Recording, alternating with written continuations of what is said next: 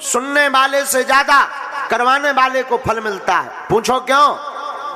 सुनने वाला तो केवल अपना कल्याण करता है, कथा करवाने वाला तो अपने के साथ साथ लाखों लोगों को कथा सुनवाकर उनका कल्याण करवा देता है। तो जो मंडल कथाओं में लगा रहता, कई बार मंडल आपस में बुराई कर लेता, बुरा लगने लगता, अरे महाराज हमारी तो बुराई हो गई आपकी कथा के चक्कर में। अरे ये विरोधी तो आजीवन हमेशा से आते रहे, धर्म में हमेशा झंझट पड़ा रहा, पर याद रखना तुम सबसे ज्यादा भाग्यशाली हो कि कथा करवा कर तुमने लाखों लोगों को दीवाना बनवा दिया। तो कथा करवाने वाला, पैसा खर्च करना बड़ी बात नहीं है, कथा की व्यवस्था करके कथा को सुगम रूप से सब तक पहुंचाना बहुत बड़ी बात है। हम नहीं कह रहे भोले बाबा धन्य धन्य गिरिराज कुमारी तुम समान नहीं को उपकारी, धन्य धन्य गिरिराज कुमारी तुम समान नहीं को उपकारी। पूछा हो रघुपति कथा प्रसंगा, रघुपति कथा प्रसंगा, सकल लोक जग पावन गंगा, सकल लोक जग पावन गंगा। श्री राम जय राम जय जय राम, श्री राम जय राम जय जय राम, बोलो श्री राम जय राम जय जय राम, बोलो श्री राम जय राम जय जय राम। आहा हा, हे पार्वती जी देवी, यह कथा आहा हा बड़ी पावनी है, ये गंगा है। लेकिन याद रखिएगा एक गंगा काशी वाली भी है, एक गंगा जो शंकर जी की जटा से निकली है, ब्रह्मा जी के कमंडल से निकली, भगवान के चरणों से निकली, वो भी गंगा है। लेकिन उस गंगा में स्नान करने के लिए तो जाना पड़ता है, कथा की गंगा में स्नान करने के लिए सिर्फ आना पड़ता है। इस जो संसार रूपी जो बहने वाली गंगा है, उसमें तो जो स्नान करता उसी भर का पाप निर्मल होता, लेकिन कथा रूपी गंगा में जो बैठता है उन सबका पाप दूर हो जाता है। ये भी गंगा वो भी गंगा है, चरणों से निकली है गंगा प्यारी, जिसने सारी दुनिया तारी। चरणों से राम जी के गंगा निकली, लेकिन ये कथा रूपी गंगा धन्य है पार्वती जी, आपने कथा का भाव मन में दृढ़ किया। अब तुमने पूछा भगवान कौन? कौन राम? जो दशरथ नंदन है वो राम, या जिनका मैं जप करता हूं वो कोई दूसरे राम है, या जो पूरी दुनिया को बनाते वो कोई तीसरे राम है, या जो घट घट में बैठे वो कोई चौथे राम है, या जिनका जप राम राम के वेदों में महिमा गाई क्या वो पांच में अलग राम है? नहीं नहीं नहीं नहीं नहीं नहीं नहीं नहीं, जिनका जप हम करते हैं वही राम दशरथ नंदन राम है। फिर पार्वती मां कहती महाराज जब वही राम है तो भगवान तो निराकार है, बिनु पद चले बिनु सुने बिनु काना, कर विधि कर्म करे विधि नाना, आनन रहत सकल रस भोगी, बिन बानी बक्ता बड़ जोगी, तन बिनु परस नयन बिनु देखा, ग्रह घ्राण बिनु बास असेखा, अस सब भांत अलौकिक करनी, महिमा जास जाए नहीं बरनी। भगवान तो निराकार है। निराकार का मतलब जो सब में समाया है। फिर ये भगवान अवतार क्यों लेते हैं? अच्छा चलो भगवान से ही पूछो, भगवान तुम अवतार क्यों लेते हो? तो भगवान ने एक जगह उत्तर दिया, क्या आप रावण का वध करने के लिए अवतार लेते? नहीं नहीं नहीं नहीं नहीं नहीं। फिर आप क्या कंस का वध करने के लिए अवतार लेते हैं? भगवान बोले नहीं। फिर किस लिए आप अवतार लेते हो? भगवान कहते हम तो अपने प्रिय भक्तों को मिलने के लिए निराकार से साकार होते हैं। अवतार का अर्थ क्या है?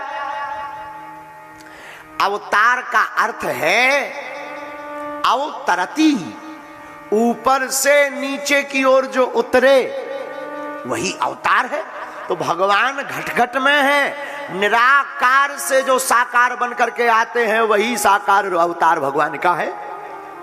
देखो ऐसे समझो, छत को जाने के लिए सीढ़ी लगी तो सीढ़ी पर से चढ़ के भी जा सकते हैं, वो अगर चढ़ के नहीं जाना, कोई ऊपर खड़ा है तो उनसे कह दो कि तुम भैया नीचे उतर आओ।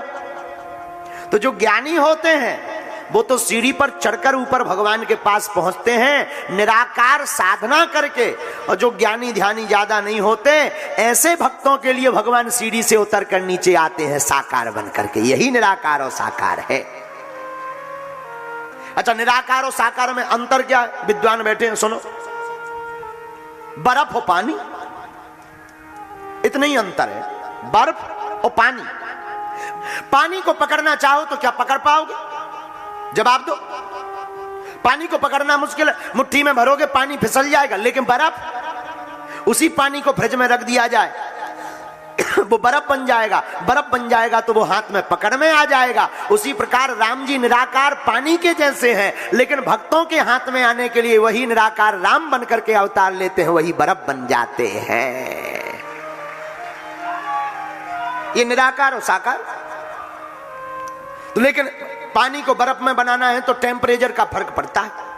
टेम्परेचर थोड़ा माइनस वाला होना चाहिए, तभी जो है पानी बर्फ बन पाता। उसी प्रकार भक्त को भी अपना अभिमान का टेम्परेचर लो करना पड़ता है, तभी वह निराकार ब्रह्म साकार बन करके धरती पर आते हैं।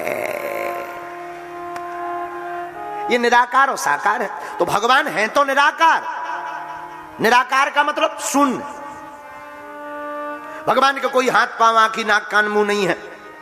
भक्त जब भगवान को पुकारते हैं, पकड़ लो हाथ बनवारी, नहीं तो डूब जाएंगे, हमारा कुछ न बिगड़ेगा, तुम्हारी लाज जाए। जब भक्त ऐसे पुकारने लगते हैं, हिरण्यकश्यप जब प्रहलाद जी को सताने लगते हैं, गज माने हाथी, हाथी का पैर जब मगर पकड़ लेता है, ऐसे उस मगर को मारने के लिए फिर भगवान निराकार से साकार बन करके प्रकट हो जाते हैं। मगर पर एक व्याख्या है। आप लोगों ने भागवत में एक कथा सुनी होगी कि एक हाथी पानी में गया, मगर ने पैर पकड़ लिया। मगर जानते हो मगर को क्या कहते हैं अंग्रेजी में? है कोकोटाइल। कोकोटाइल। अच्छा, कोकोटाइल पकड़ ले तो क्या होता है? आपने कथा सुनी होगी भागवत में, मगर ने पैर पकड़ लिया हाथी का, और शंकराचार्य जी का पैर भी मगर ने पकड़ा था। और रामायण पढ़िएगा तो रामायण में हनुमान जी का पैर भी मगरिया ने पकड़ा। और यही मगर हमारा भी, तुम्हारा भी और हमारा भी पैर पकड़े। कैसे? मगर सबको पकड़ा है। जैसे कोई व्यक्ति मिले तो मैं कहो, क्यों भाई तुम बागेश्वर वाले महाराज जी नागपुर में आए थे, कथा सुनने नहीं गए? अरे बोले जाना तो था, लेकिन मगर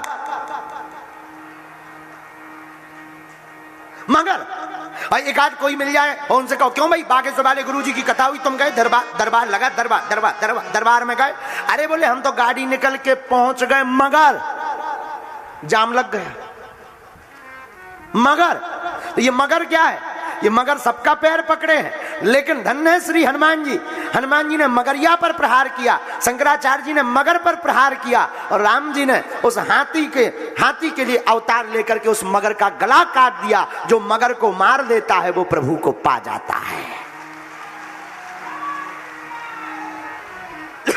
तो भगवान कैसे हैं? निराकार।